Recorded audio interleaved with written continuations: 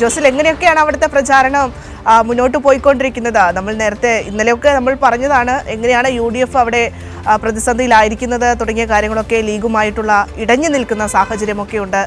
ഒപ്പം പ്രചാരണം അത്ര ശുഷ്കാന്തിയൊന്നുമില്ല എന്നാണ് അറിയാൻ സാധിക്കുന്നത്. എങ്ങനെയാണ് ജോസിൽ?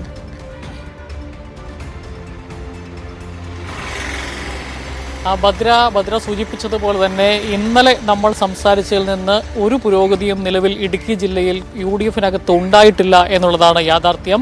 മുസ്ലിം ലീഗും കോൺഗ്രസും തമ്മിലുള്ള പ്രശ്നങ്ങൾ മൂർച്ഛിച്ചു വരികയാണ്. നിലവിൽ ഇടുക്കി ജില്ലയിൽ ആ തർക്കങ്ങൾ പരിഹരിക്കാൻ സാധിക്കാതെ അത് സംസ്ഥാന നേതൃത്വത്തിന് ചർച്ചകൾ വിടാനുള്ള ഒരു തീരുമാനത്തിലേക്കാണ് ഇപ്പോൾ പോകുന്നത്. നമുക്കറിയാം, ഇനിയും നോമിനേഷൻ സമർപ്പിക്കാനുള്ള അവസാന തീയതിയിലേക്ക് അടുക്കുമ്പോൾ പോലും ഇടുക്കി ജില്ലയിൽ ജില്ലാ പഞ്ചായത്തിലേക്കടക്കം മുന്നണി ധാരണയായിട്ടില്ല എന്നുള്ളതാണ് എടുത്തു പറയേണ്ട കാര്യം. മുസ്ലിം ലീഗ് അടിയുറച്ചു തന്നെ നിൽക്കുകയാണ്. അടിമാലിയോ കരിമണ്ണൂർ ഡിവിഷനോ തങ്ങൾക്ക് ലഭിക്കണം എന്നുള്ള വാശിയിൽ തന്നെയാണ് മുസ്ലിം ലീഗ് നിൽക്കുന്നത്. എന്നാൽ അടിമാലി ഗ്രാമപഞ്ചായത്തിൽ ഒരു ജനറൽ വാർഡ് കൂടി കൊടുത്തുകൊണ്ടും അതുപോലെ തന്നെ തൊടുപുഴ ബ്ലോക്ക് പഞ്ചായത്തിൽ ഒരു വാർഡ് കൊടുത്തും ഒരു ഡിവിഷൻ കൊടുത്തുകൊണ്ടും ഈ പ്രശ്നം പരിഹരിക്കാൻ പറ്റുമോ എന്നുള്ളൊരു ശ്രമമാണ് സംസ്ഥാന നേതൃത്വവുമായി ബന്ധപ്പെട്ട് ശ്രമം നടക്കുന്നത്. പക്ഷേ അതിനോട് യോജിക്കില്ല എന്നുള്ള നിലപാടിലാണ് മുസ്ലിം ലീഗ് നേതൃത്വം. പ്രത്യേകിച്ച് ദേവികുളം നിയോജക മണ്ഡലം കമ്മിറ്റി അടിമാലി ഈ ഡിവിഷൻ കിട്ടിയില്ലെങ്കിൽ അവിടെ മുസ്ലിം ലീഗ് തനിച്ചു മത്സരിക്കും എന്നുള്ള ഒരു നിലപാടിലേക്കാണ് മുസ്ലിം ലീഗ് ദേവികുളം നിയോജക മണ്ഡലം കമ്മിറ്റി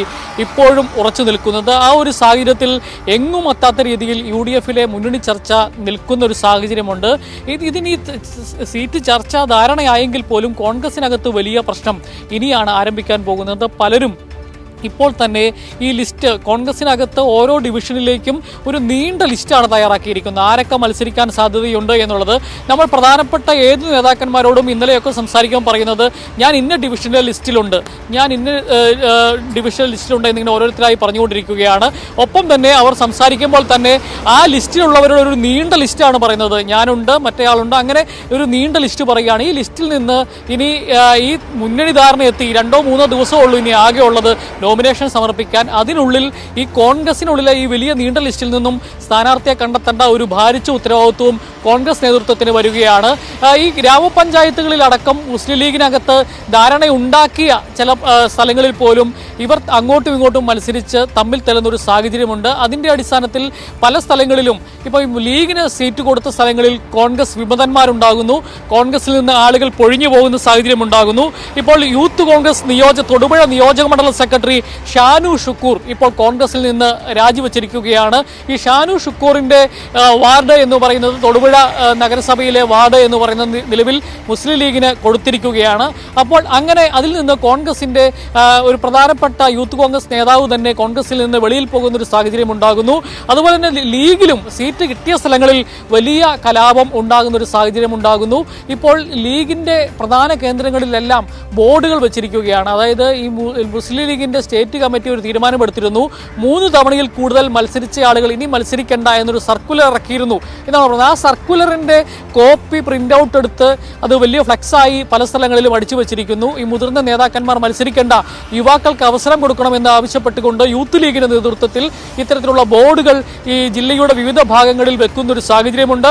അങ്ങനെ മുന്നണിക്കകത്ത് ധാരണയുണ്ടായാൽ പോലും കോൺഗ്രസിനകത്തും ലീഗിനകത്തും അതിനകത്തെ അടികൾ വലിയ മൂർച്ഛിക്കുന്ന ഒരു സാഹചര്യം ഉണ്ടാകും എന്നുള്ളൊരവസ്ഥയാണ് ഉള്ളത് നിലവിൽ.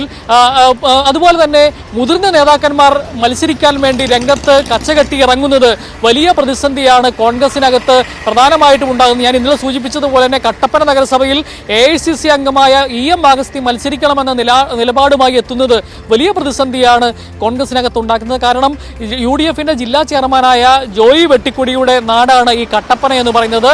അദ്ദേഹം കട്ടപ്പന നഗരസഭയിലെ പള്ളിക്കവല വാർഡിൽ മത്സരിക്കാൻ വേണ്ടിയുള്ള എല്ലാ തയ്യാറെടുപ്പുകളും നടത്തി വരുന്നതിനിടയിലാണ് EM അഗസ്തി മത്സരിക്കാൻ വേണ്ടി തയ്യാറെടുത്തു വരുന്നത്. കഴിഞ്ഞ തവണ UDF-ന് കട്ടപ്പന നഗരസഭ കിട്ടിയപ്പോൾ പോലും 3 ചെയർമാൻമാരാണ് അവിടെ ഉണ്ടായത്. അതായത് ഈ വിജയിച്ച് വന്നാൽ പോലും ചെയർമാൻ സ്ഥാനം ഈ മുതിർന്ന നേതാക്കന്മാർക്കായി വീതം വെക്കേണ്ട ഒരു സാഹചര്യം. അങ്ങനെയാണെങ്കിൽ താൻ മത്സരരംഗത്തേക്കേ ഇല്ല എന്നാണ് ജോയി വെട്ടിക്കുഴി പറയുന്നത്. അതുപോലെ തന്നെ നിലവിൽ സ്ഥാനാർത്ഥി പട്ടികയിലുള്ള പലരും EM അഗസ്തി മത്സരരംഗത്തേക്ക് വന്നാൽ തങ്ങൾ മത്സരിക്കാനില്ല എന്ന നിലപാടിലേക്ക് എത്തിയിരിക്കുകയാണ്. പോവുകയാണ്. കാരണം EM അഗസ്തിക്ക് ഒരുപാട് അവസരങ്ങൾ കിട്ടിയ ആളാണ്. നിരവധി തവണ MLA ആയതാണ്. ഒപ്പം തന്നെ നിരവധി തവണ നിയോജക മണ്ഡലങ്ങളിൽ മത്സരിച്ചാണ്. കഴിഞ്ഞ തെരഞ്ഞെടുപ്പിൽ പോലും നിയമസഭയിലേക്ക് MM മണിക്കെതിരെ മത്സരിക്കുകയും വലിയ ഭൂരിപക്ഷത്തിൽ തോറ്റുപോവുകയും ചെയ്യുന്ന ആളാണ് ഈ EM അഗസ്തി. അങ്ങനെ ഒരാൾ നഗരസഭയിലേക്ക് മത്സരിക്കാൻ എത്തുന്നത് വലിയ പ്രതിസന്ധി കോൺഗ്രസിനകത്ത് ഉണ്ടാക്കും എന്നുള്ളതാണ് പ്രധാനമായിട്ടും കോൺഗ്രസ് നേതാക്കന്മാർ തന്നെ പറയുന്നത്. അങ്ങനെ എല്ലാ സ്ഥലങ്ങളിലും ഇത്തരത്തിലുള്ള പ്രതിസന്ധി UDF-നകത്ത് രൂപപ്പെട്ടു വരുമ്പോൾ LDF കരുത്തുറ്റ സ്ഥാനാർത്ഥികളെ നിർത്തി പ്രധാനമായിട്ടും ജില്ലാ സെക്രട്ടേറിയറ്റ് CPM-നകത്ത് തന്നെയാണെങ്കിൽ ജില്ലാ സെക്രട്ടേറിയറ്റ് അംഗങ്ങളായ PS രാജൻ, അതുപോലെ റോമിയോ സെബാസ്റ്റ്യൻ, അതുപോലെ തിലോത്തമ സോമൻ, അതുപോലെ R ഈശ്വരൻ അടക്കമുള്ള പ്രമുഖരായ നേതാക്കന്മാരെ രംഗത്ത് ഇറക്കി LDF അതിൻ്റെ തെരഞ്ഞെടുപ്പ് പ്രചരണ രംഗത്ത് വളരെയേറെ മുമ്പോട്ട് പോയിക്കൊണ്ടിരിക്കുകയാണ്. സ്ഥാനാർത്ഥികൾ പര്യടനം ആരംഭിച്ചു കഴിഞ്ഞു. മറ്റ് തെരഞ്ഞെടുപ്പ് പ്രചരണ രംഗത്തേക്കുമെല്ലാം LDF കടന്നിരിക്കുന്ന ഒരു സാഹചര്യത്തിലാണ് UDF-നകത്ത് ഈ തമ്മിലടി തുടർന്നുകൊണ്ടിരിക്കുന്നത് എന്നുള്ളതാണ് പ്രധാനപ്പെട്ട ഒരു കാര്യം.